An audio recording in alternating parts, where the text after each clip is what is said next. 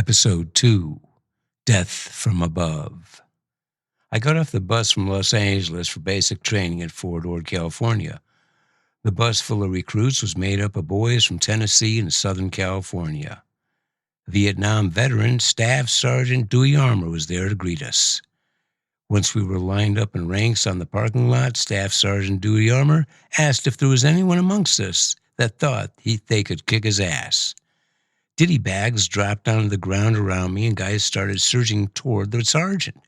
Most of them were the Tennessee boys. Staff Sergeant Dewey Armour took a step back. He yelled for the men to get back in ranks, and they did. The sergeant then commended us on our fighting spirit. It was an epic save. I wasn't concerned about the draft, but the benefit of signing up was that you got to choose what you'd be trained in. Although it wasn't guaranteed that you would serve in that field after you were trained. If the Army needed you somewhere else, you'd be trained in that specialty, the one that was in demand. I signed up for airborne infantry. My program was 8 weeks of basic training, 16 weeks of advanced infantry training, jump school, and then an all-expenses-paid 1-year vacation to a tropical paradise. The first week in basic involved testing to see what your aptitudes were. I did well in language skills and a number of other areas. A sergeant came to me and asked if I wanted to be an officer or a Green Beret. They told me I qualified for any job the Army had. I was thinking of asking for hangman, work part-time. Because of my age for Green Beanies or Officers Candidate School, it would take another 2-year commitment. I said I hadn't been in the Army for a week. I'd signed up for 3 years, and at this point, I wasn't interested in taking another 2 years. They had me take the GED. I passed with high marks. It was easy. I should have taken that test years ago. As an infantryman, I trained with every weapon an infantry platoon used. My time on the farm had familiarized me with guns. Consequently, I was a good shot. I trained on the Modus, the affectionate name for the .50 caliber machine gun, the M60 machine gun, the M49 grenade launcher, the bazooka and Laws rockets, the M16, the M14 rifles, as well as the Model 1911 Colt 45. I enjoyed it very much. Not everyone did. A lot of the draftees were looking for a ways out. Few succeeded. After completing advanced infantry training at Fort Ord, I left for jump school at Fort Benning, Georgia. Jump school was a 3-week-long program consisting of ground week, tower week, and jump week. There were 3 physical positions at jump school: attention, parade rest, and the front-leaning rest, which was the push-up position. There was no at ease or walking, only running, whether you were on duty or off. The only exception was if you were indoors. The jump masters delighted in yelling drop. On that command, you'd hit the ground and do 10 push-ups, jump back up, slap your thighs, and yell, airborne! Since we were never walking, if you heard drop on the run, which was most of the time, you left the ground like Superman, landed on your hands on the concrete, the gravel, or the mud, and knocked out 10. The jump master seemed to be adverse to dropping you on grass. This was constant. It seemed like every other word out of the jump master's mouth was drop. We did hundreds of push-ups a day. We started every day with inspection. We stood at attention as an officer came down the ranks, stopping in front of each soldier. You could get a gig for about anything. An errant thread on your uniform might prompt the following conversation. Officer: Trooper, are you suicidal? Trooper: Sir, no, sir. Officer: You do realize that you are the property of the United States government? Trooper: Sir, yes, sir. Officer: So you're not going to use that thread there to hang yourself? Trooper: Sir, no, sir. Well, get rid of it. I don't want you taking any chances. You'd get a gig if the inside of your belt buckle was dirty, or for an uneven shave, if the officer couldn't see his reflection in your jump boots, or your ears were dirty. 2 gigs for the same infraction, and you were gone from jump school. After inspection, 20 pull-ups, and then a 6-mile run. The rest of the day consisted of lots of PT. We practiced the parachute landing fall and how to put on the 30-pound T-10 parachute. During ground week, we also spent in a torture device called the Nutcracker. Ostensibly, it was a training device to teach you how to steer the parachute. It was a harness suspended from above that simulated a parachute harness. The key word is simulate. There seemed to be no way to adjust it to prevent your nuts from being pinched. I remember a lot of whining. Sergeant Henderson was our platoon sergeant. He told me he'd been in 3 wars. He was shell-shocked, and his superiors knew he was not responsible for his actions.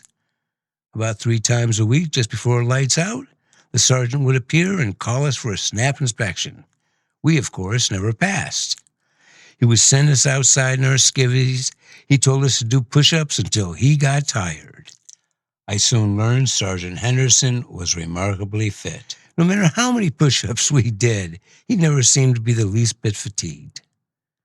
There were 2 towers during jump week. Every day we practiced jumping out of the 32-foot tower. We wore a dummy parachute that we hooked up to the zip line. This is how we practiced jumping out of the aircraft door.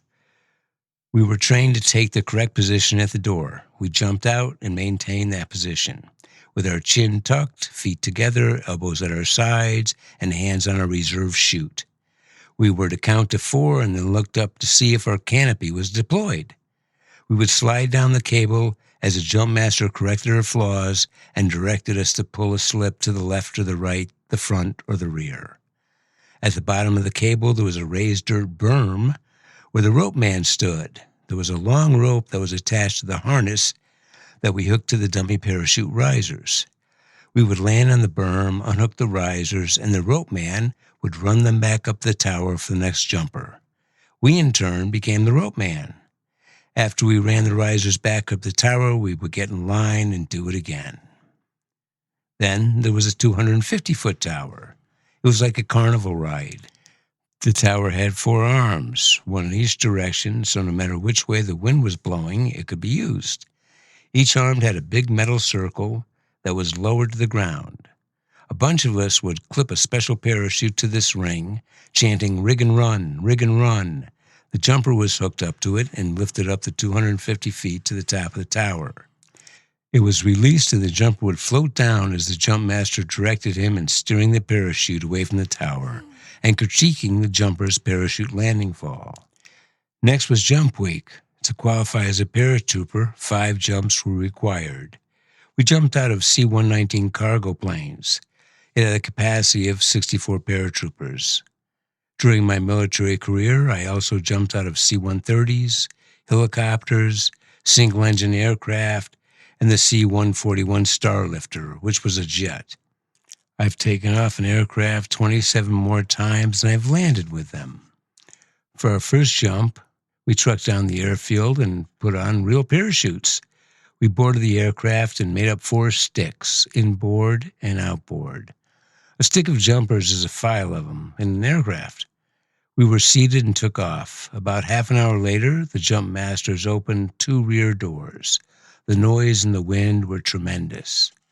Then the jump masters went through the pre-jump ritual. Inboard personnel, stand up. Outboard personnel, stand up. Hook up. At that point, we would hook a static line onto an overhead cable. Check static line. Because the static line came out of the parachute pack behind you, the soldier behind you would check it to make sure it was not misrouted through your webbing. Check equipment. Sound off for equipment check. The last paratrooper in the stick would inspect the man in front of him, slap him on the butt, and yell, "Okay." This procedure would go down the stick to the first man in the line, who would report to the jump master, "All okay." Finally, the command, "Stand in the door." There were 2 ways to exit the aircraft. The individual tap out, where the jump master would tap you on the butt and send you on your way. We were told the timing was 1 trooper every second. The second way was called a mass exit. Apparently, that didn't take a second per trooper. Our first couple of training jumps were individual tap-outs. On my first jump, I was in the rear of the starboard outboard stick. As my line shuffled towards the door, one jumper in front of me got to the door and pulled his reserve chute, which violently extracted him from the aircraft. The jump master screamed, "Get back here!" If you didn't make a strong jump out of the door, you'd hit the side of the aircraft. I heard a number of thumps as I made my way toward the door. At the door, I looked out and everything was in miniature. At 1,200 feet, the landscape looked like a model train set, with all the little trees, buildings, and cars. I felt the tap. I jumped. As I fell from the sky, I counted to 4 rather loudly. It was like swinging in a long arc and coming to an abrupt stop. I looked up and my canopy was fully deployed. Happy day. The rest of the ride down was great. A lot of laughing and giggling amongst the troops. 4 more to go. After our 5th jump, we earned our silver wings. When we hit the ground on the last jump, the jump masters who were assigned to the drop zone started calling us paratroopers, as opposed to the vile names they usually called us. So here I was, death from above, a highly trained and motivated killer who's been told that I'm among the elite. I was ready to go and save America from the communist threat. Remember, I told you that you could get training that you signed up for, but that didn't mean you'd actually have that job. After graduation, 4 people from my company were called to the orderly room. We were told to report to the pack shed to see Sergeant York, who was from rigger school. He told us our GT scores qualified us to go to rigger school. The first question out of one of my comrades' mouth was, "Well, do you have to do a lot of push-ups?" I guess that was enough to tip the scales for him. I was resistant, but he told me I could leave at any time and go back to my 11 Bravo military occupational specialty.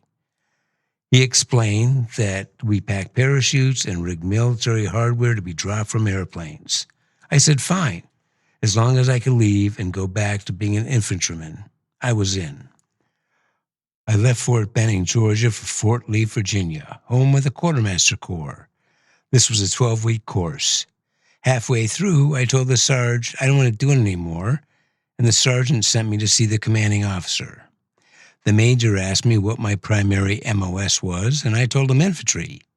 He told me he was giving me a chance not to get killed. I was recalcitrant. He called in an orderly and told him to go get a couple soldiers. A few minutes later, 2 combat vets, both Bronze Star recipients, sat down with us. He said, "Tell this guy he doesn't want to be out beating the bush." They responded, "Well, if he wants to, let him." They left, and the major told me, "Cooper, this is a critical MOS. This discussion is over. Get out there and start soldiering." At the end of most military training, there's some sort of graduation. I met a SEAL in rigger school who had gone to Vietnam for 2 weeks to graduate from sniper school. It took 5 jumps to qualify as a paratrooper. I don't know. Maybe he had to have 3 kills to qualify as a Navy SEAL sniper. Rigger school graduation was open to family and friends.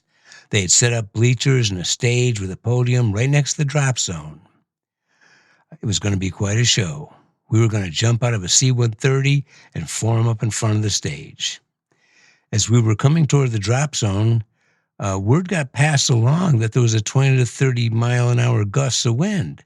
The jump master requested a cancellation of the drop, but the show must go on. We jumped, and half of us wound up in the woods. The maneuverability of the T-10 military parachute is nothing like the chutes that skydivers use. It's the difference between driving a sports car and a dump truck. Risers are the nylon straps that attach you to the parachute. There are 4 of them. Each riser is connected to 1/4 of the parachute lines. When the chute is open, they form a square around you. If you want to go forward, you would pull the 2 risers in front of you.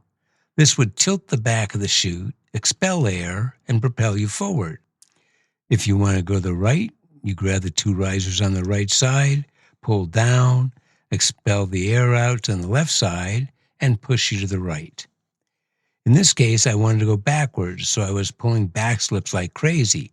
I was trying to brake, So I went going to the woods. The problem was, by doing this maneuver, I started to oscillate, which means that the canopy's swinging back and forth, and I'm swinging back and forth underneath it, probably in a 20-foot arc. I see the general's car, the one with the stars on it, is parked right along the drop zone. The way I'm swinging, I'm in for a bad landing no matter what I do, so I enjoy the ride. I see the general and his driver dashing to the car. They're too late. My swing worked out perfectly for me to drive my feet right through the general's windshield. I stopped with my jump boots, and when they hit the front seat, the wind stopped completely. I scrambled on my feet on the hood of his car as my parachute settled over me. His driver yelled, "10 Hut!" I snapped to, completely covered by my canopy. The general told me, "Get the hell off his car." This was the second time I went through a car windshield. So I went to Vietnam as a rigger. Apparently, saving my country like my grandfather did was not in the cards for me. A word about Vietnam. You should look up the Trung sisters, the Vietnamese queens. They were contemporaries of Jesus Christ. They just lived a little bit longer. In 39 AD, the Han Chinese were trying to take over Vietnam. The Trung sisters rose up against them, fielding women armies. They recaptured many cities and towns and sent the Chinese garrisons fleeing. They had many successes against the Chinese male forces. But the tables were turned, however, when a Chinese general, understanding their modesty, sent his men into battle naked. Like so many rebels, they were not successful and eventually committed suicide. But their courage has never been forgotten in Vietnamese society. There the women run the show. They do the work and wear the gold. The men sit in the shade. If you want to see strong women, that's the place. The Chinese did take them over in their history about 4 times, but they were never able to keep Vietnam. Around the time of our Civil War, the French colonized the southern part of Vietnam. When the Japanese invaded what was called at the time French Indochina in 1940, the French fled. The Vietnamese were left to deal with Japan's Pan-Asian policy, which was not nearly as cool as the name implies. After the Allies kicked the Japanese out, the French swarmed back. The Vietnamese didn't want the French back at all and demanded their liberty. To keep their power, the French actually released Japanese prisoners of war and armed them against the Vietnamese while they reinstated themselves in the government. The French were driven out like all the rest in 1954 at the Battle of Dien Bien Phu. People have been trying to take over Vietnam for 1,000 years. When we showed up, they'd been at war for generations. They are the Afghans of Asia. This was just a Cold War proxy war. It was high-tech against low-tech, phantom jets against punji sticks. But wars are won by will. It was early January 1968. The Tet Offensive was about to begin when I left the chill of San Francisco and landed at Tan Son Nhut Airport near Saigon. It was hot. I went to jump school in Georgia in August. I thought that was hot. I was wrong. This was tropical hot. I was so glad that I would have a whole year to get acclimated. Within 2 days, I was at headquarters company of the 109th Airborne. Our motto was, "The world is our drop zone." We were located on the very north end of Cam Ranh Bay. Other units of the 109th were in Da Nang and Tan Son Nhut. The 109th was the only airborne delivery outfit in Vietnam. Our strength in Vietnam was about 250 men. The company sat on a promontory, just a big sand dune, that we shared with our sister company, the 623rd. We overlooked the 6th Convalescent Hospital, where injured GIs would go to heal up. And that's where you'd find nurses and the PX. We shared a beautiful white sand beach on the South China Sea. I was assigned a pack platoon. I went there to drop my gear and ran into my pal from both jump school and rigger school. His sobriquet was Moon Man. Moon pointed out the two bunks of the only guys in the platoon that didn't smoke pot. I had smoked a little pot with the Argyles. My mom had busted us in my room one day. She threw open the door and said, "It smells like an opium den in here. Give me some." Moon Man filled me in on the rules and regs of pot. You just couldn't get caught with it. If you were smoking a joint and an officer saw you, just flick it away. He could walk over and pick up the burning joint, but he couldn't do anything about it. Donnie Lee was the only guy he knew that got busted. Donnie had some loose stuff in the palm of his hand. Donnie Lee was extraordinarily drunk. The sergeant grabbed his wrist and guided him over to the orderly room where he was charged with possession. All he had to do was turn his hand over and dump the pot. It was just a big game. At that place and at that time, pot was called dew, as in dew on the grass. Since you didn't want dew on you or in your area, we would stash it outside. A waist-high wall of sandbags surrounded our barrack. You'd stash your weed in the sandbags. One problem after smoking was, where did you put it? Was it in the 10th sandbag on the second level from the right? Or is this the right building? If you're out of weed, all you had to do was start opening sandbags, and within a handful, you'd find something. I was assigned a pack platoon. Our primary duty was to pack the 64-diameter G12 parachute. We would use it to drop A-22 containers, which would hold 2,200 pounds. You could drop about anything you wanted to in those containers: ammunition, food, clothing, you name it. The first morning, I was apprised of the fact that we had a new platoon sergeant. He marched us down to the pack shed. I was toward the back of the formation. He was right up front. Soldiers behind him started peeling off and disappearing. Some behind buildings, some into the bush. I couldn't believe my eyes. I asked my neighbor, "What's going on?" The soldier replied, "He doesn't know any of us. How can he report us?" We got to the pack shed with about half strength. Apparently, nobody knew nothing. This was the tone of my company. It was all about ghosting and skating. What can I get away with and not get in trouble? The soldiers would do anything for each other, but as far as the war and the command was concerned, they couldn't care less. That made the country wide open. I can help my buddy out, make a couple bucks just by turning my back. In my company, not counting the officers and NCOs, out of the 250 enlisted men, there might have been a dozen good soldiers.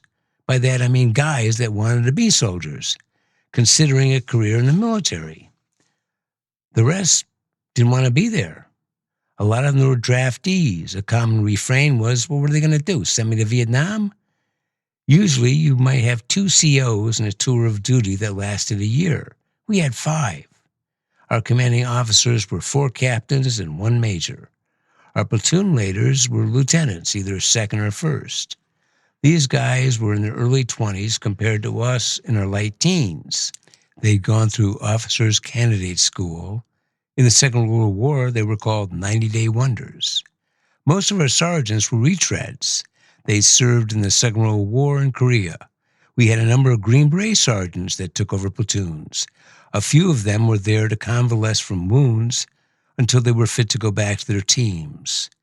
To say that they were heavy drinkers was an understatement. At a ceremonial formation where we were welcoming yet another commanding officer, one of our green beanie sergeants did an about-face and fell on his face.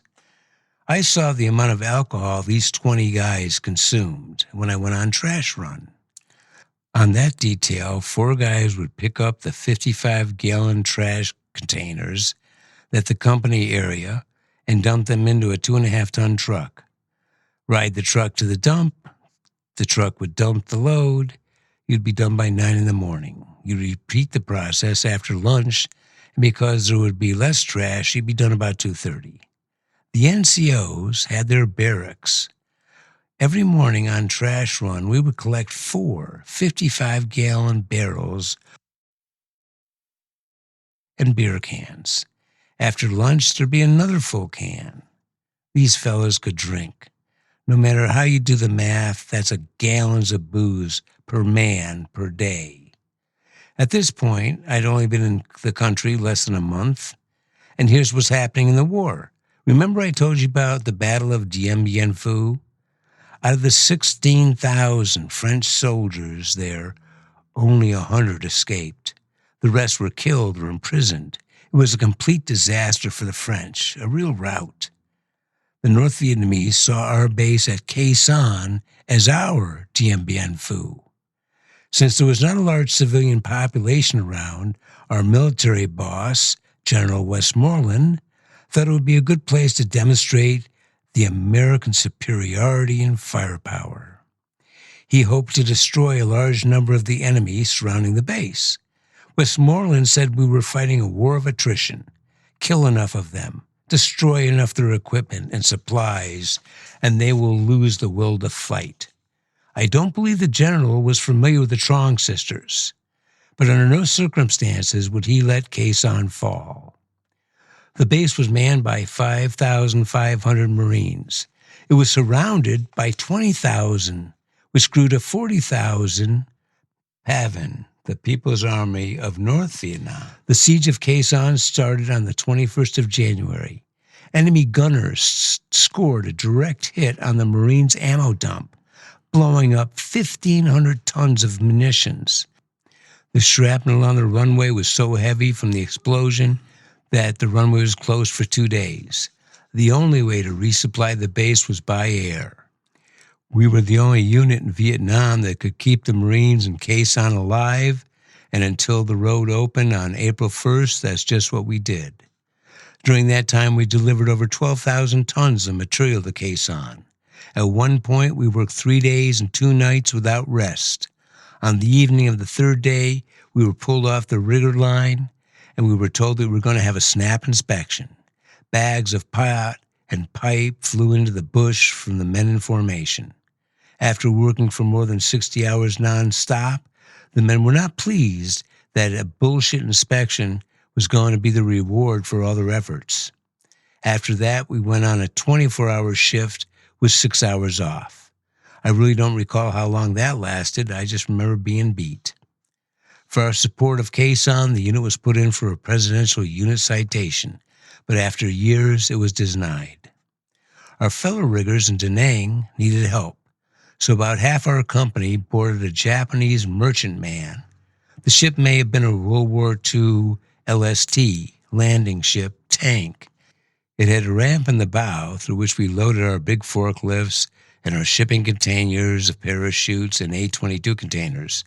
We sailed 350 miles north from Cam Ranh to Da Nang.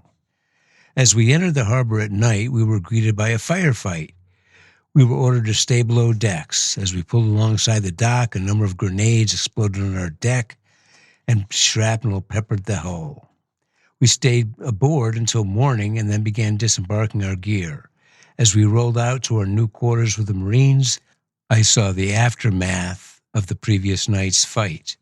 VC bodies festooned the perimeter wire on the docks. I was surprised how bloated the bodies were after such a short time in the tropical sun.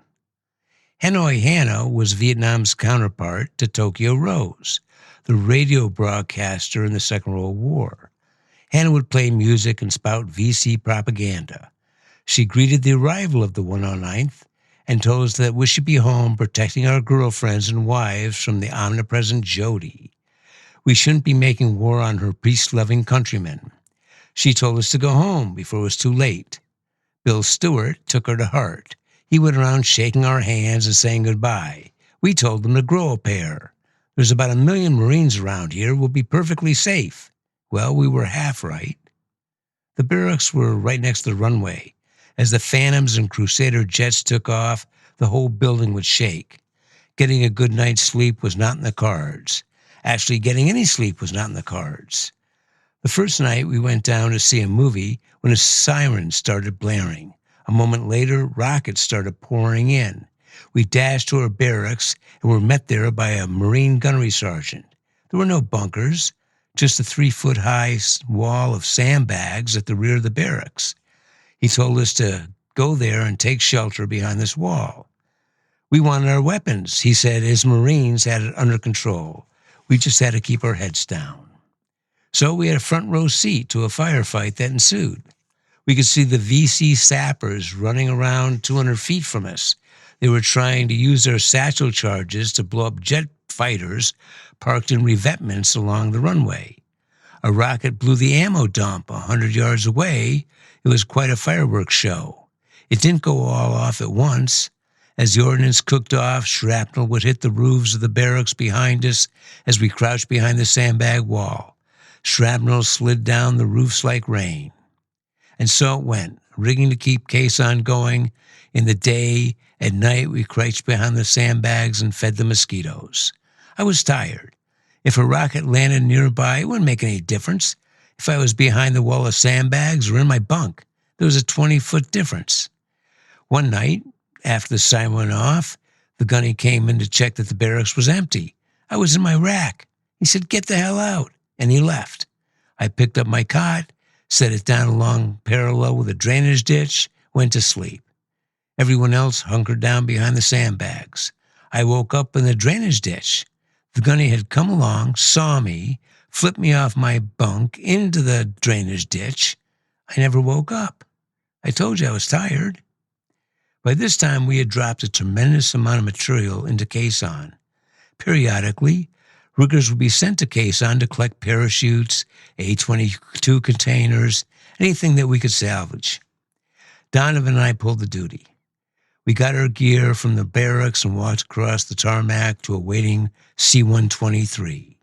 At that time, the C-130 Hercules, the big prop cargo ship, wasn't flying to caisson. At the cost of $2.5 million per, the military didn't want to risk them.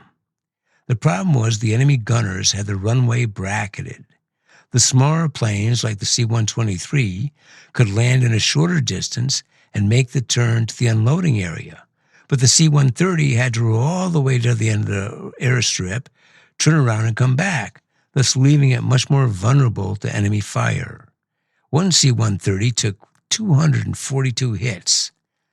At this time, flying into caisson, you were pretty much guaranteed your aircraft was going to take some fire. I don't know if we took any fire or not. Military aircraft are loud, and I didn't see any holes appear. I don't know, but when we landed, ordnance started coming in. Rockets, artillery shells, mortar shells. I think an apt word for the shelling would be incessant. Within a month from now, in an 8-hour period, over 1,000 rounds were dropped onto this base. We grabbed our gear and deplaned. We were waved over to a bunker. The aircraft was already making its taxi for takeoff. It was raining high explosives. It might be always sunny in San Diego, but it was always really loud in caisson. In the bunker, we met a captain and a sergeant from the 109th. They were in charge of the recovery. The captain laid out the mission. He told us that we were constantly under fire. At the same time, hundreds of our aircraft were flying missions to destroy the enemy that surrounded us. Napalm and bombs were continually raining down on enemy positions. Artillery fire bases shelled the enemy. And of course, the base defenders were in pretty much constant contact with Charlie whenever the weather permitted. He said the biggest lulls were when our B-52s dropped their 70,000-ton bomb loads on them. It was never completely quiet because the VC had dug some of their artillery pieces into the hillside, which made them invulnerable to airstrikes. During the lulls, we would jump into a 3/4-ton truck and gather as much usable material as possible, bring it back to a central point where it would be loaded into an aircraft and sent to the 623rd at Cameron for repairs. He told us work quickly, always know where the closest bunker was, and please don't cut the rigging. Unhook it from the D-rings. It was a fantastic game of musical chairs, except you only moved when the music stopped. The Marines fired along the perimeter as we ducked and dodged looking for our gear. A gunnery sergeant stopped us once and asked what the hell we were doing dragging parachutes. We told him what was up. He said, "See that shell crater over there? Throw all your stuff in there, and then set an incendiary grenade, so if we get overrun, it can be destroyed." We thought it was a great idea. There was plenty of bomb craters around. Of course, the captain wasn't buying it. So we collected parachutes, A-22 containers, skid boards, and the quick release devices that separate the parachute from the cargo upon landing, so the cargo doesn't get dragged around by the chute if it's windy. Anything we could find. We did it sporadically when the steel showers from the sky turned into sprinkles. The rest of the time we were making friends in the nearest bunker. Fresh reinforcements were flown in. As the Marines got off the plane, they were given arms and ammunition. They had all the gear with them. What they didn't wear was in their duffel bags. They moved as quickly as they could under the weight of their loads as the shelling intensified, as it always did when an aircraft was on the ground. They started leaving things behind. Not their weapons, but anything else. Cameras, duffel bags, big and small. Donovan, always the entrepreneur, said, "Let's go grab that stuff." We did. We made 2 trips each. Later that night, we held an auction and made about 150 MBC. Most of it went back to the guys that lost it, but we didn't feel bad about it at all. They were jarheads. We were airborne. After all, they threw it on the ground and ran away. In the end, we were mutually keeping each other alive. We were supplying their daily needs by air, and they protected us as we picked through the debris of war.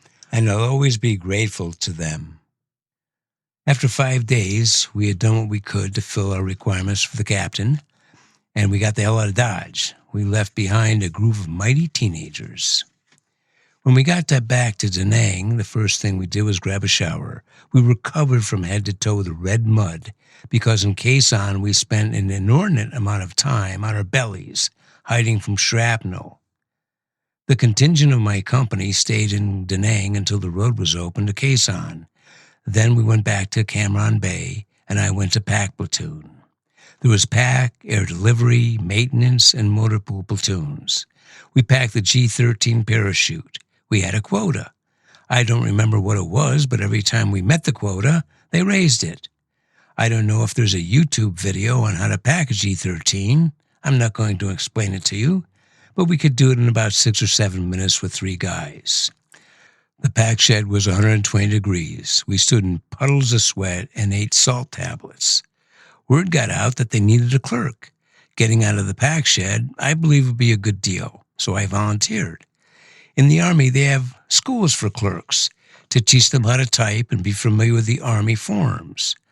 I was trained as an infantryman. That didn't dissuade me. They sat me at a desk behind a typewriter at about noon. By noon the next day, they knew I couldn't type. There was a Japanese-American officer, Lieutenant Sato, who worked in that office, and he asked me if I wanted to be his driver. Absolutely. So I moved my gear out of pack and down to the motor pool platoon. At about this time, we got a new commanding officer. The outgoing commander was a captain, and the new guy was a major, apparently from West Point. Scuttlebutt claimed that he'd been sent to straighten us out. We all assembled in our outdoor theater. Upon the stage, there was a handful of officers and sergeants from our company. Our outgoing captain stood at the podium and was saying something along the lines about what a great honor it had been to serve with us, etc., etc. It was very difficult to hear him because of all the ruckus in the theater. The men were carrying on like the captain wasn't even there. You could smell the dew wafting from the back rows. The incoming major rose to his feet and yelled attention. Nobody really snapped to, but we were in the position shortly.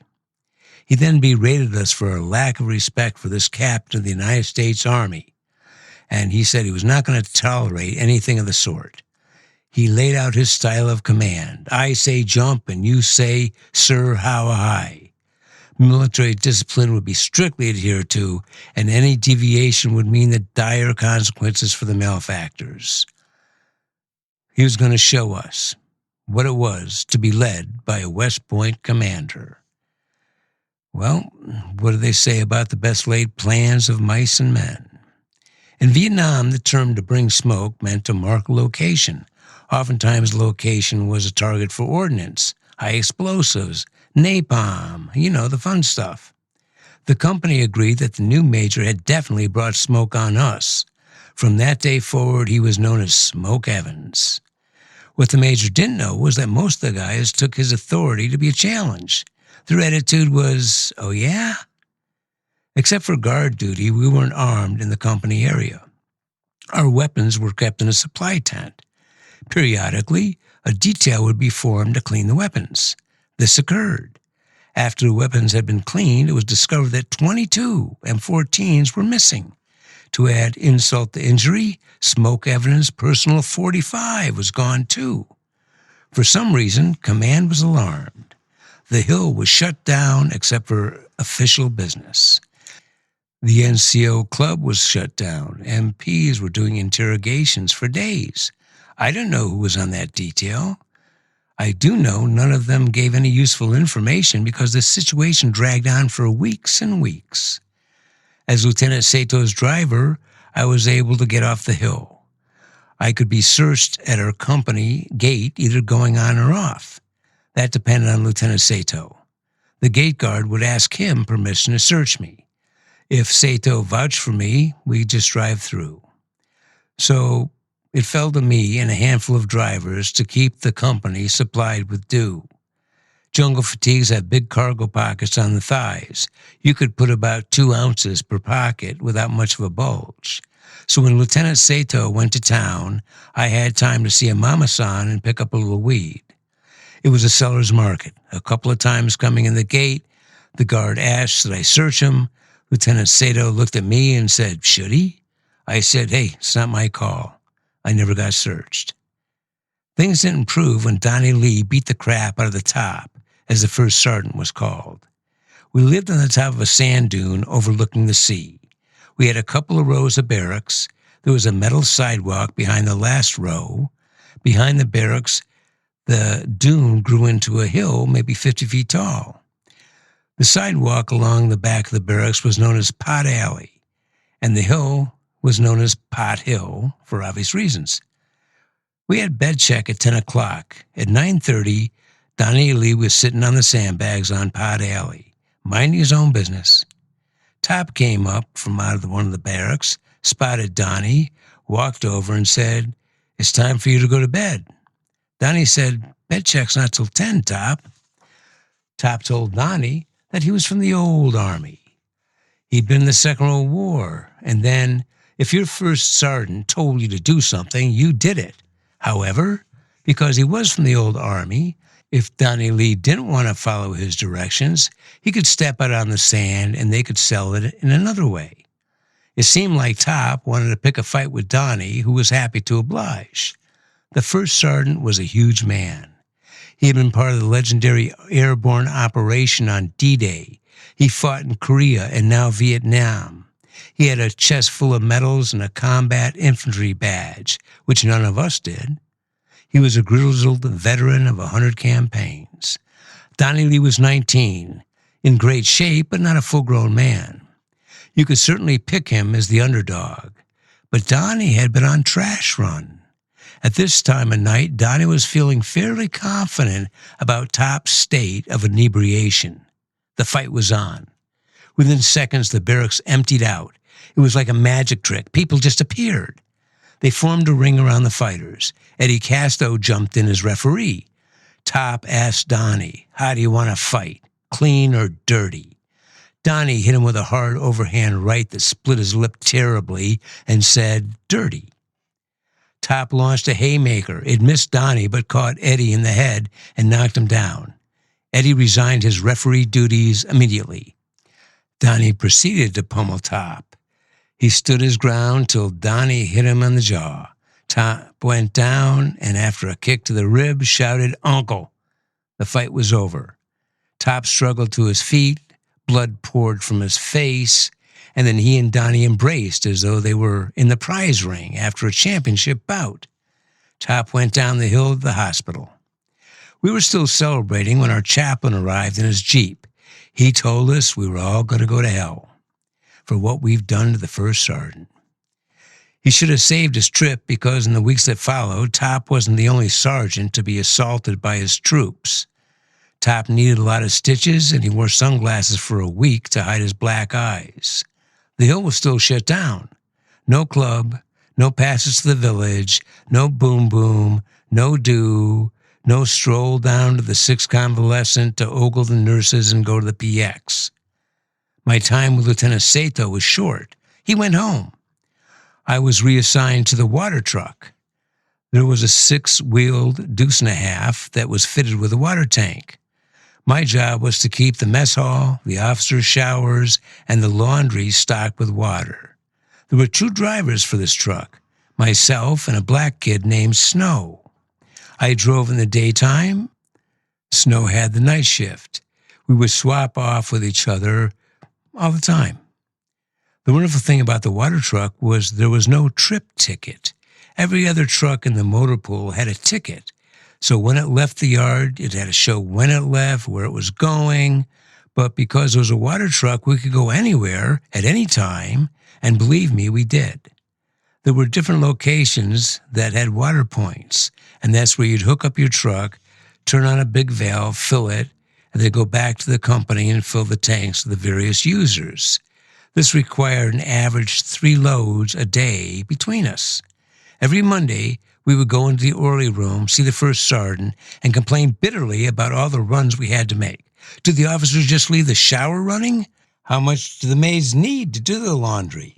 Top promised he would talk to all involved. Snow and I only wanted cover for our absence from the company. We had a thriving black market business going on. Vietnam was the first third world country I'd ever been to. It was a beautiful place, and the people were kind and industrious, especially the women. It was an extremely poor country. They were still in the main an agrarian society. In America, I had never seen an old lady crawling on her hands and knees in the gutter. She had fashioned elbow pads and knee pads out of a car inner tube. She would crawl along, picking stuff out of the gutter and eating it. The society had no safety net. I had discovered a little fishing village called Sui Hai. The head man, Captain Trong, lived on a grounded junk. We drink tiger beer, eat dried squid, and make deals. I would trade him a number of different things for kansai, what the Vietnamese call pot. The villagers were all ARVN, South Vietnamese soldiers. They were in the war for the duration. We did a brisk trade in Vietnamese lerp rations, MREs, freeze-dried food that you could add water to and eat, especially made for the Vietnamese. We would trade pound for do. Life was good. Let me explain ghosting and skating. All skating meant that you had some extra time off. If you pulled guard duty, you would have the next day off. Trash run, shit-burning detail. We'd pull half barrels of excrement from underneath the outhouse, dump diesel in them and light it. Stir it occasionally till it was all ash and then bury it. All that was skating. Ghosting was a whole different animal. Cam Ranh Bay was a major port for war material flowing into Vietnam. Convoys were omnipresent. You could hitchhike with these convoys, put out your thumb, and a truck would stop almost immediately. The driver didn't care about orders. He had a long ride. He didn't mind the company. He didn't care who you were. You were an American soldier. That's all that mattered. There were also helicopters, lots of them, going everywhere. We had a pad right down at the 6th Convalescent Hospital. You could go find out where the pilot was going and see if you could hitch a ride. We found that giving the crew chief liquor or a bag of weed worked too. That really opened up the country for us. All we had to do was figure out how to take off and not get in trouble for it. I was a pretty good ghoster. I wasn't a legend. Emerson was. I met him when I lived in Pac Platoon. Door gunners in Vietnam were always in critical demand. They had the same life expectancy as World War I pilots, about 2 weeks. Emerson wanted to get out of the unit, so he volunteered to be a door gunner. He hadn't flown many missions when he got shot down somewhere north of Nha Trang. He was the only survivor. He had some cracked ribs and a fractured wrist. As he made his way into Nha Trang, he formulated a plan. He went to a local doctor and got patched up. He called his folks back home, in Tennessee, I think, and told them that he was all right. So if the Army told him differently, don't worry about it. He was fine. He had a stock car and a pickup truck, and he asked his folks to sell both of them and send him the money. He took the money and went into partnership with a mama-san. They started a brothel selling liquor, dew, and girls. Most of his clients were military, but there were some civilian contractors who came as well. The civilian contractors worked for big construction companies. They had their own style of dress: khaki pants, button-down collars, short-sleeved shirt, and work boots. Their clothes were always clean, too. They were easy to spot. We were always wearing jungle fatigues. We didn't change to go to the village. The mama-san was the front for the club. Emerson grew a beard, disguised himself as a contractor. One of his girls swiped a suitable ID off one of her contractor clients. He kept a low profile at his own club and spent the time getting to know the city, fishing, and reading. Mama-san ran the day-to-day. The bar customers paid in MPC, military payment certificates. It was the Army's funny money. They didn't want you to have greenbacks. One challenge was trading all these MPCs for greenbacks. But if there's a war, there's a black market, and the Vietnam was no exception. Emerson stayed almost 2 years making bank, then bribed a crew chief and went home on a C-41 Starlifter. Another notable ghost was Mattie Parker. Mattie Parker went down the 6th Convalescent for sick call one morning, found a corpsman's blouse and put it on. Your jungle fatigue shirt told a lot about you, not only your name and rank, but what type of job you did. Infantry had crossed rifles insignia. Quartermaster had a sailing ship wheel. Medical had the caduceus. And the patch on your shoulder identified your unit. So with that blouse, Matty blended right in with the personnel of the hospital. Later that night, he was on a flight to Japan with patients from the 6th. He used the hospital in Japan as a base to eat and sleep. He made money, good money, teaching Japanese girls English, and he played golf. After 6 months, he got on an aircraft and came back to Cameron. Don't forget, there's no digital at the time. Everything was on paper. If you had the right forms, you were good to go. Matty had been staying in the hospital on and off for 6 months. He knew the forms. A classic case of a note from your doctor. Purdy, Smith, and I decided we would ghost some opium. On the appointed day, they fell out for sick call. I didn't have to because I drove the water truck and could come and go as I pleased. We walked down to the 6th Convalescent Hospital, jumped on a helicopter, and went to Nha Trang.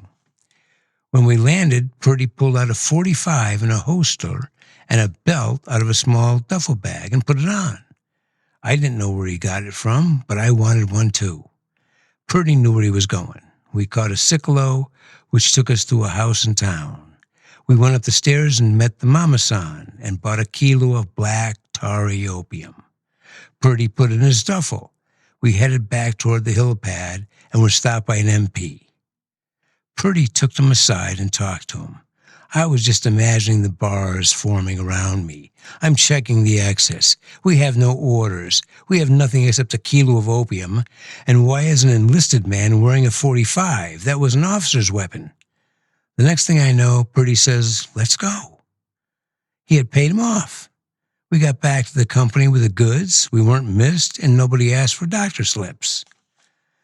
About that time, a couple of new players showed up to add to the chaos. In Vietnam, you could go to the chemist and buy any drug he had. Prescriptions, we don't need no stinking prescriptions. There was a metal tube of tablets called Benoctol. There were some heavy downers like Seconal, and there were little pink hypnotic tablets. These pills became a plague on the company. So now on the hill, there's weed, there's pills, and we're doing a land office business in opium. At that time, 2 incidents happened within a week that demonstrated our disdain for authority. The Moon Man had gone to R&R in Australia and brought back a hookah pipe. It had 2 bowls, a simple clay one and a painted kiln-dried decorative one. He lent us the clay one, and we devised a water pipe using a rubbing alcohol bottle, his bowl, and the rubber hose off the windshield wipers of a deuce-and-a-half truck. The bowl was enormous and could hold a lot of weed. A circle of 6 of us were on the sidewalk passing it around. Halsey starts passing it to me, drops it, and snaps to attention. I look up and see Lieutenant Mitchell. He knows who I am, picks up the pipe, and says, "I got you now." The next morning, for some reason, I had to go to the orderly room. I walked in, spy our water pipe on the first aid box behind Top's desk. Another sergeant tells me, "Cooper, they're going to send that down to the CID, and they're going to have everyone's fingerprints. Y'all are going to go to Long Bin Jail." At noon, there was a skeleton staff in the orderly room, so we made a raid. Personnel sat at 2 desks that faced the pipe. 4 of us went in, 2 at each desk. While we distracted them and blocked their view, a 5th raider came in, scooped the pipe, and walked out. At our afternoon formation, the first sergeant was livid. He couldn't believe the audacity of the thieves among us. By this time, the bowl had been returned to Moon and all their parts disposed of. A couple of days later, a snap inspection when the barracks were empty, a small bag of opium, maybe 2 ounces, was found hanging on Purdy's locker handle. We kept the opium buried in an ammo box. Purdy had taken off a chunk for ease of dealing. He had given the bag to someone, and the person brought it back to his area and hung it on his locker handle. They grabbed Purdy and took him to the orderly room. As it got dark, MPs arrived to take him into custody. We had eyes on the scene. One MP escorted Purdy and the opium out to their Jeep. He and Purdy sat in the back, and he put the bag of opium on the front passenger seat. The other MP was still in the orderly room. 8 of us walked from the barracks, talking and yelling and pushing toward the driver's side of the Jeep. We stopped 20 feet from the Jeep, and a fight ensued. Barnes and Curry were going at it. We stood back for a minute, and then 2 more guys started. As we hoped, the MP got out of the Jeep to stop the melee. At this point, you guessed it, the opium was snatched, and later that night, Purdy was freed. Our shenanigans had not been lost on brigade. The company was still under investigation for the missing M14s. A 1-star general showed up and had a meeting with Smoke. We heard from the clerk that it wasn't a happy time for the West Pointer. The Benactals were downers. It was like being drunk. The NCO club had been closed for months, so why are all these guys apparently fall down drunk? At some point, the round metal tube that Benactals came in was found in the trash. I was called into the orderly room to see Lieutenant Brown. He must have thought I had some influence with the men. He showed me the tube and said, "Cooper, you're smart. Tell your friends this stuff can kill them." It was kind of hard to keep up because I'd already eaten a couple Benactals an hour previously, but I promised him I would do my best. A couple nights later, Sergeant Elmer got jumped. He came to Pot Alley, and within seconds I saw guys piling on him, kicking and punching. Somehow he gained his feet and was like a woman that lifts the school bus.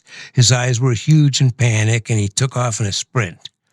15 minutes later, Smoke arrived in his Jeep with 2 armed sergeants in the back seat. He was pissed and let us know we were going to pay for it, and he left. We twisted one up. 2 o'clock in the morning, middle of the night, Smoke showed up with 6 officers and NCOs for surprise inspection. I don't know who was more surprised.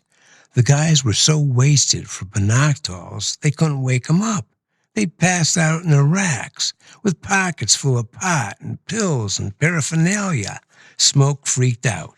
They jammed 25 guys in the back of a deuce-and-a-half and went down the hill to the 6. That was only out of pack and air delivery platoons. They never got to motor pool. I didn't find out about it till the morning formation. The Brigadier General was back that morning to confer with Smoke about this company that was completely out of hand. The clerk said that they were talking mutiny. Well, let's see. You've got a large number of weapons in the possession of a large number of drug addicts that don't mind visiting violence on their superior officers. Fair enough. Starting that evening, armed guards from our sister company, the 623rd, patrolled our company's perimeter. I don't know what their orders were. I'm pretty sure it wasn't shoot on sight, but we were just told not to leave the company grounds. I'd been ghosting for 5 days. I had a girlfriend in the village. She had a friend that was sick with something, flu, fever, I don't know. The Army had built an aid station right in the village. Hearts and minds, you know. I took the girl down there. The doc treated her for whatever she had. He knew that I had brought her in.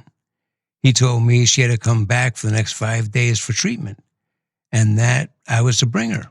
He wrote a note on a prescription pad, some form, and he said that EM, enlisted man, me, was to bring the indigenous personnel every day for the next 5 days. Basically, he'd just given me a 5-day pass. My platoon sergeant was the green beanie who had fallen down in the welcoming formation. He was a real pothead hunter, always sneaking around Pod Alley, trying to catch people. One night, he was so drunk, we invited him to my area, sat him on a bunk, we gave him a joint, and he started smoking it. We took Polaroids. As soon as I had the pictures and the note from the doctor, he had let me go anytime I wanted to. So for 5 days, I was hanging in the village. I never saw the girl again. I asked my girlfriend where she was, but she said she'd run off because she was afraid that she'd get sent to the monkey house. That's what they call jail. So one day I come back to the company, and it looks like every MP in Cameron Bay was there. A sergeant spots me and says, "Where the hell have I been? Nobody was supposed to leave the area." I show him my note from the doctor, and I tell him my sergeant said it was okay. The MPs were there in mass, and they were tearing up the sidewalk. They were looking everywhere. No weapons were found. They tore the whole place apart. After the MPs left empty-handed, the hill continued to be on lockdown, and we continue to have guards walk our perimeter. I don't know what happened because I don't know who it was that took the guns. But finally, there was some decision. Word was that the M14s were returned, and there was no sign of Smokes 45. Shortly after, about a quarter of the company was reassigned to other duties. Some were sent down to the docks to unload ships. I don't know where they all went, but I was mighty lonesome because all my friends were gone. The weapons were returned, the bad apples had been thrown out, and the hill was reopened. I toured the countryside in the water trek. I spent a lot of time in Sui High. It was a beautiful little village. Some of the guys had gone to Australia for R&R. They brought back snorkeling gear and spear guns. We got lemons from the mess hall. We'd go down to a beautiful white crescent beach and dive in the pristine water. We speared a grouper, built a fire, cook it with lemon, feast on it, drink beer. I loved Vietnam. The Grim Reaper was the nickname for one of our Special Forces sergeants that was healing up in our company. He was very upset that he'd been injured because he had an opportunity to volunteer for a special group of Green Berets. This unit was dropped into North Vietnam on espionage and assassination missions. The death rate was 80%. But he said if he survived, he would get another stripe. Grim certainly had his priorities in order. He told me I was going to be promoted to E4 since there was no one else left to promote. Things were looking up. I was getting short. My time in country was counting down. Snow had wanted some days, so I had the truck at night. One of my few remaining buds approached me and wanted to know if I could take him across the bay to see his girlfriend. I said, sure. We ate a couple of little pink hypnotics and took off. It was a very dark night. We came to some hooches. He told me to pull over and he jumped out. He said he'd make his own way back. I went to turn around. In the process of doing so, I backed off a little bridge, and the next thing I know, I'm standing on the passenger side window. I climb out of the truck, back to the road, and almost immediately there's MPs. They wanted to know where my company was. I told them that it was across the bay. They questioned me further and told me to stand by. Within half an hour, my platoon leader and sergeant showed up in a Jeep, all armored up, helmet, flak jacket, weapons. I never had any of that stuff when I cruised the countryside. A big wrecker showed up. It had a big spotlight that pretty much blinded me. I'm behind the wrecker. They've hooked up a cable to the truck and are drawing it out of the ditch when my officer, who was in front of the tow truck, waves me over. I don't want to crawl underneath the cable, so I rock around the side of the truck. The lights have destroyed my night vision, and I step right off the bridge. I land in the influence of the village. It didn't feel good, and it sure didn't smell good. The lieutenant looked puzzled. I was bone dry and not nearly as fragrant as a moment ago. He wanted to know what I was doing there. I told him that I had heard there was a steam cleaner over here and wanted to wash out the inside of the tank because it was getting moldy. He didn't say much. Once my truck was out of the ditch and on the hook, he told me to get in and ride back to the company. I climb in the driver's seat and off we roll. We didn't move but a few feet when the passenger door opens and my bud gets in the truck. We rode back to the company, and he jumped out at the mess hall as I continued down the motor pool. Smoke was on R&R in Bangkok, so it would be a week until I had to face the music. He wasn't buying my steam cleaner story, so he busted me from an E3 to an E2. Within a month, I boarded the Freedom Bird and went back to the world, as the States were called. My mother had bought a house in Topanga Canyon. She'd written another book, and it was as successful as the first. Our old pal, Frank Donahue, had been smuggling kilos of weed from Mexico. In the back room of her house, Mom had half a ton of weed. Frank kept it there until it was sold. In California, it was either fire season or flood season. It was flood season, and Topanga was a disaster. I had a 2-week leave. I stayed home for a month. When I needed money, I went down to Fort MacArthur in San Pedro. Whenever you travel from post to post in the military, you carry your own records with you. Personnel, finance, health records. I opened my personal records, and I saw that I had orders for E4. I had wondered why I'd been getting paid more money after being busted. The other thing I noticed was that the first sergeant had notated my bust to E2 in pencil. I immediately erased that and sewed E4 stripes on my uniform. I showed up with my financial records at Fort MacArthur. They'd pay me, insert a receipt into my financial records, and I would leave. Don't forget there's no computers. Everything is on paper. I waited a week, tore the receipt out of the records, go back and get paid again. I was 2 weeks AWOL when I figured it was time to get back to Uncle Sam. I reported to the CO of the 623rd in Fort Bragg. He asked me about me being AWOL. The mudslides in Topanga Canyon were national news. My mom's house was untouched, but I told him it was practically destroyed. She was in her bed when the mud came through the bedroom wall and carried her into the kitchen, and she barely escaped alive. I had to stay with her until she got situated. He commiserated with me, but he told me I had to do something. He saw my E4 orders on my personnel file, and he demoted me to an E3. So now I was the same rank as I was before the tragic water truck incident. I'm not there long when I'm transferred to the 82nd Airborne. A handful of guys from my unit sign out of our company, go to their headquarters company, and sign in. We go see the top. He reviews things and sees that I don't have my personnel records. I have given them to the folks at the 623rd when I got there, but they didn't follow me to the 82nd. He writes a note on a green piece of paper that says, enlisted man will not be accepted into the company until he has all his records. I spent the rest of the day tracking down my records. I came to find out that they were sent to an office that they would go if you were separating from the Army, if you were getting out, not an interpost transfer. I find the right office where my records are and talk to a clerk who, as luck would have it, I knew from Hollywood High School. His name was Feldman, so I asked him how long he could hide my records. He said, indefinitely. A good ghost has to know an opportunity when he sees one. I was gone like a shot to New York City. I spent 4 or 5 days there and then rode a bus down south. On the bus, I met a girl from South Carolina. I went home with her, stayed a week, and then I went back to Fort Bragg. Moon Man was at Service Company.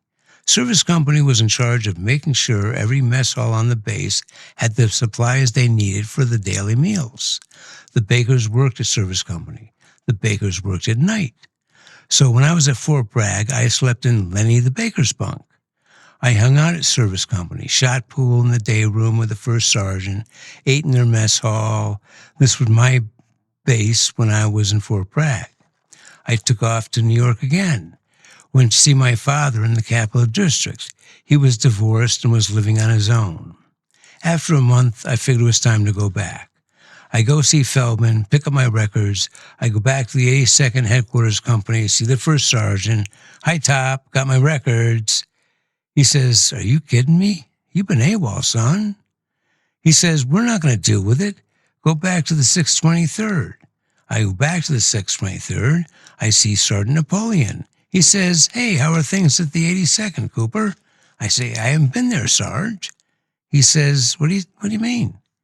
I show him the note. He says, you signed out of this company. Did you sign in at the 82nd? I say, yes. Terry was right behind me in line. He knows I signed in. He calls Headquarters Company of the 82nd, talks to the first sergeant, tells him, I say I signed in. The sergeant denies it. Sergeant Napoleon says, well, he's got a witness. The first sergeant puts us on hold, and a little bit later comes back and says, yeah, he signed in. Back I go to the 82nd. The 82nd First Sergeant was in Headquarters Company. It was a replacement company. You'd stay there for a day or two until you got transferred to your permanent unit. One morning, the 82nd Airborne Chorus came and sang us some songs, put on a show. A sergeant asked, can anybody sing bass? I was sure I could. I auditioned and was assigned to the chorus. Oddly enough, as I tell you this, recently the chorus appeared on America's Got Talent. The chorus was also in Headquarters Company. Whenever you get reposted, you always go see your commanding officer. Now I had to explain to the captain where I'd been for 31 days, but I had all my ducks in a row. I told him a tale of woe. When I had signed out of the 623rd, they took my meal card. When the first sergeant rejected me, I had nowhere to go. I searched in vain at different places on post for my records to no avail.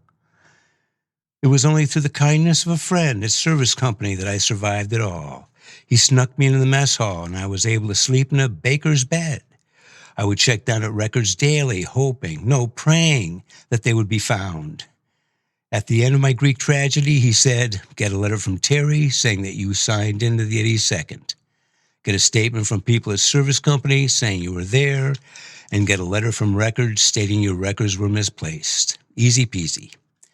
The next time I saw the first sergeant, the man who wrote the note on the green paper, he said, Cooper, you foxed the Army out of 31 days. I said, no, Sarge, not me. The last 9 months of my service, I sang in the 82nd All-American Airborne Chorus. We practiced 2 hours a day in the morning. After lunch, we'd drop acid and try to play squash or go to the pool and go off the high board. We performed a couple of days a week on post, and then we go off base to perform for bigwigs. It was a lot of fun.